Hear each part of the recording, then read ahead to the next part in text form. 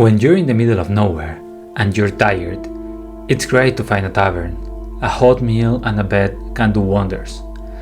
But if you're going through Uncharted Ways, you cannot allow yourself to relax. It could be dangerous.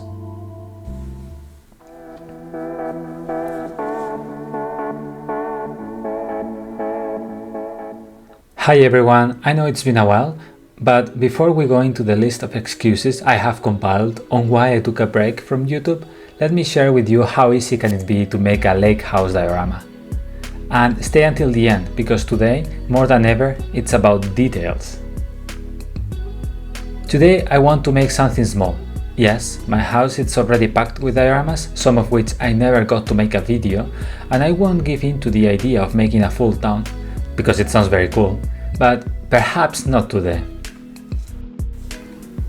Alright, back to our single lonely house tavern. You have basically two main possibilities when making this kind of diorama. If you don't want, of course, to buy something already made, or if you don't own a 3D printer. Possibility number one, to use XPS foam. It will be a bit faster, but I believe it will be harder to make it look real wood. Not impossible though. Option 2, as you see, it's to use popsicles. Unless you have specific diorama tools, which I don't, it will most likely take you more time to make everything. Plus, it will be kind of irregular, a hole here, shorter there, but if it's minor, I think it adds to the character of the building. Or at least that's what I will choose to believe. And here one piece of advice. It's easier to cut the popsicles after they are all glued to each other, rather than before. At least if, like me, you want to make sure everything in terms of shapes matches. Also, you don't have to be measuring every popsicle. And don't worry about those cut popsicles, we will be giving them another purpose soon.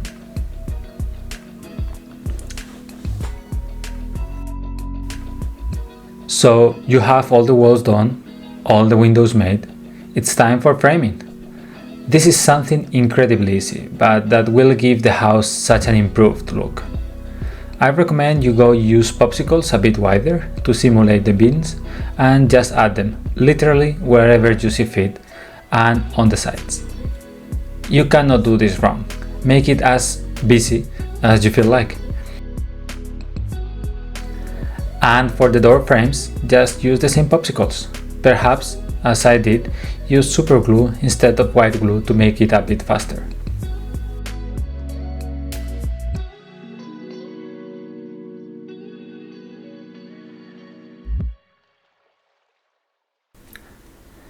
I won't say much about the roof.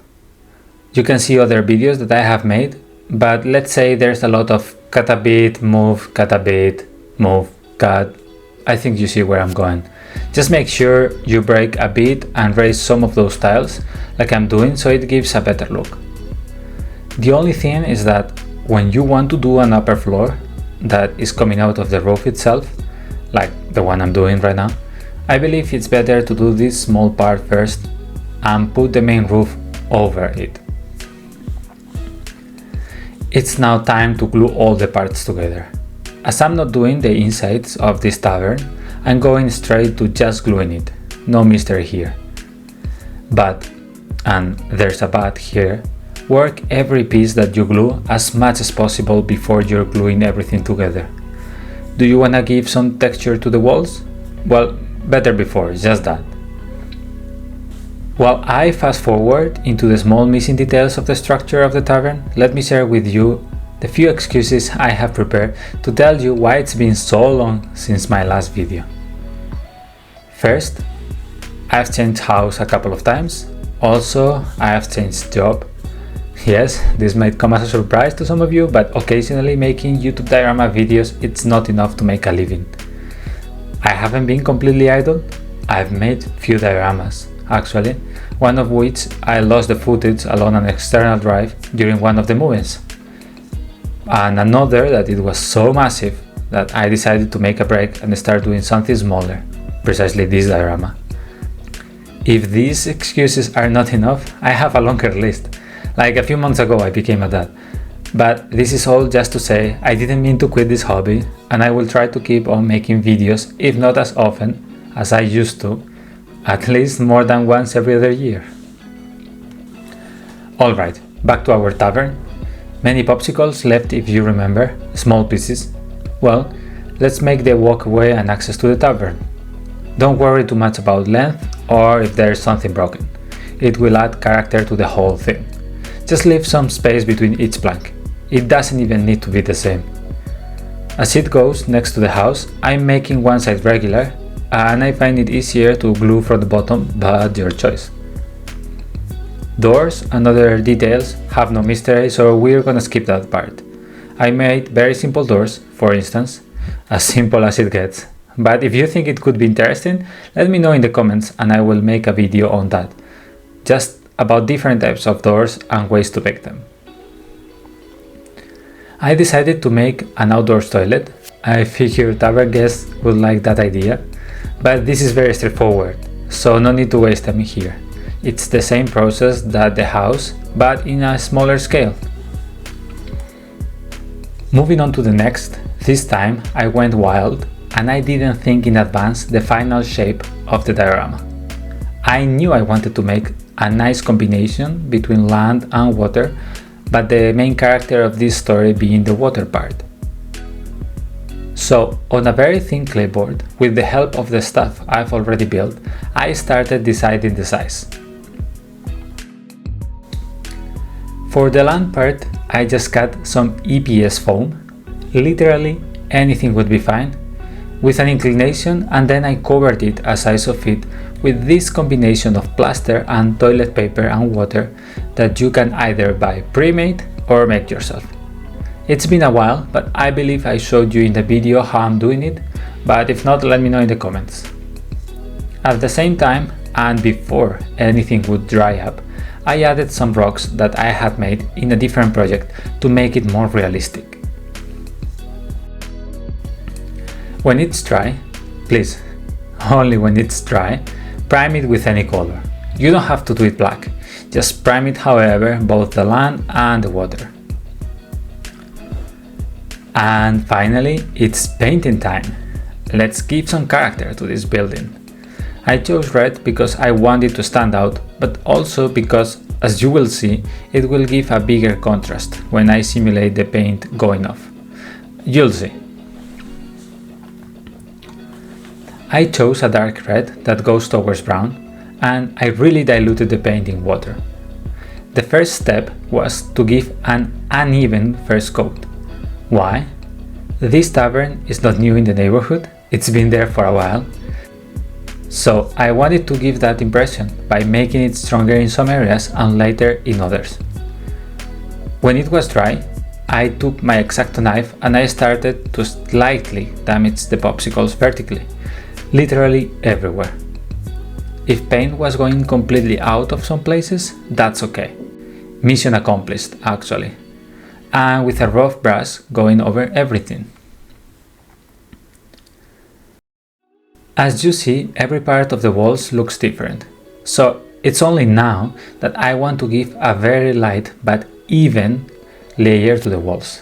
As I have an airbrush, I did so because it's easier, but you can achieve good results with the brush.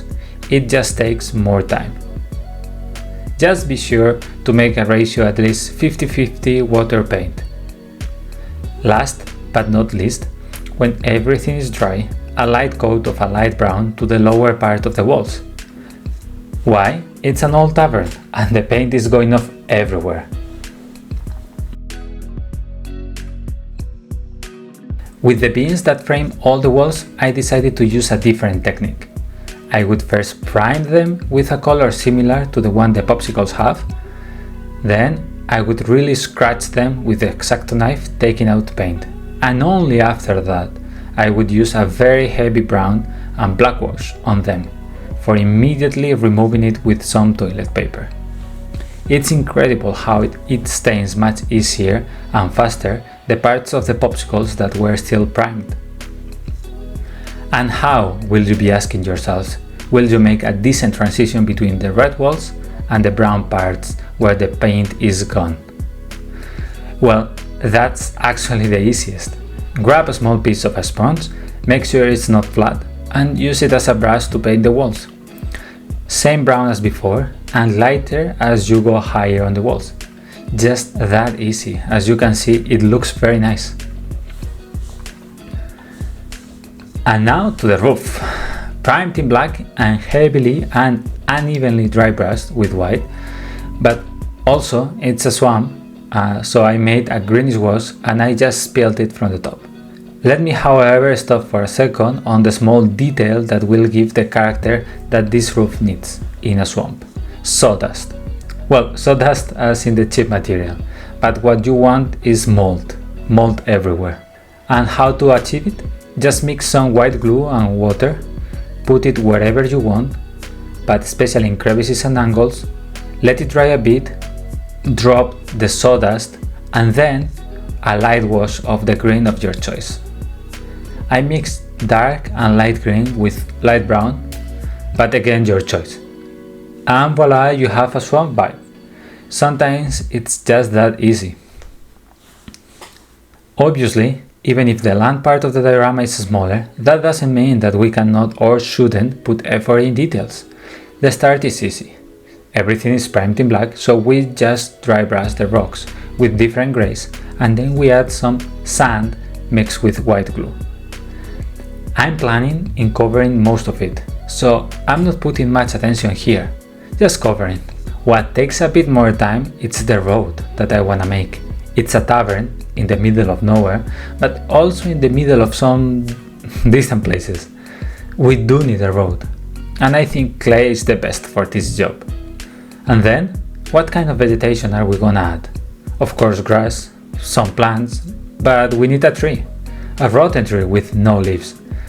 Trees are not very difficult. You need wire, and you also need to decide how are you going to cover the wire. This time, unlike in other dioramas, I decided to use hot glue.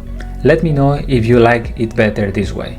By the way, it's very easy to paint the hot glue, of course when it cools off, but that's another point. The tree is already standing. I add more sand, so I start getting the shapes that I'm aiming at, and I started painting the road. Just the cobblestones, not everything. And then I apply a very diluted black wash. Of course, the rest is fairly easy and however you want it.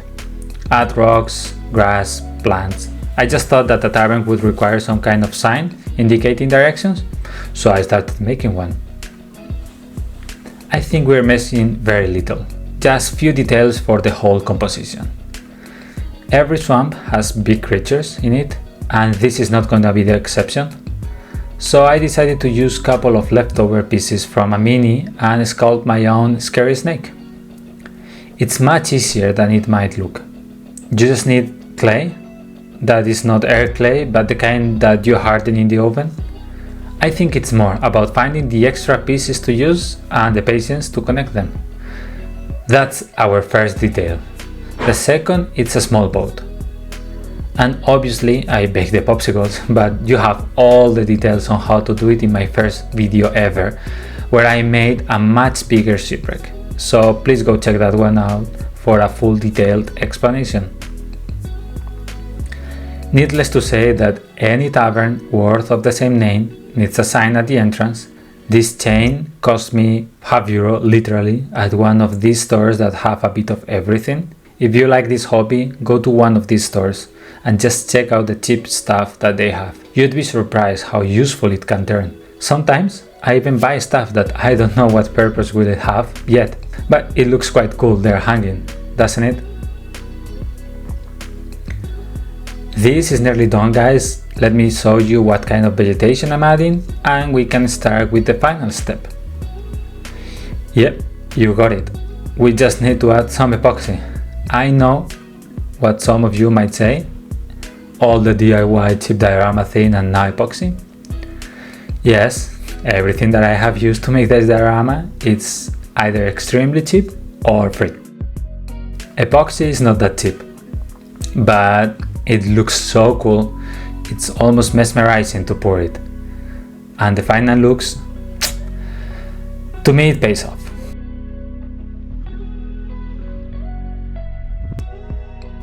We're close to finish this tavern. Just let me add some water features.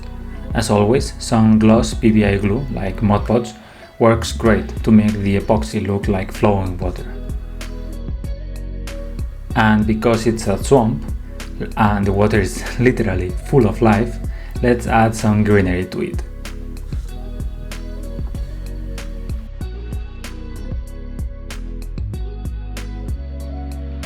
Here it is, our lake tavern ready to be displayed.